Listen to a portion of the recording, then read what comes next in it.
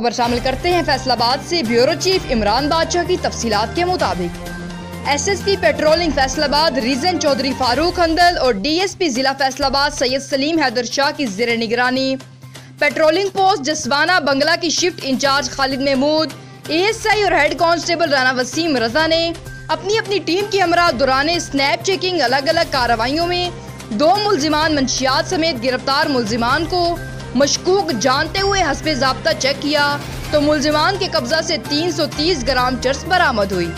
جسے قبضہ پولیس میں لے لیا گیا اور متعلقہ تھانہ روڈالہ جڑاوالا بند حوالات کیا گیا اور الگ الگ مقدمات درج کروائے گئے۔ اس موقع پر ایس ایس پی چودھری فاروق احمد ہندل کا کہنا تھا، پیٹرولنگ پولیس کی اولین ترجیح شاہراہوں کو جرائم سے پاک کرنا ہے اور عوام الناس کو محفوظ رکھنا ہے۔ رپورٹ فاسٹ نیوز فیصل آباد۔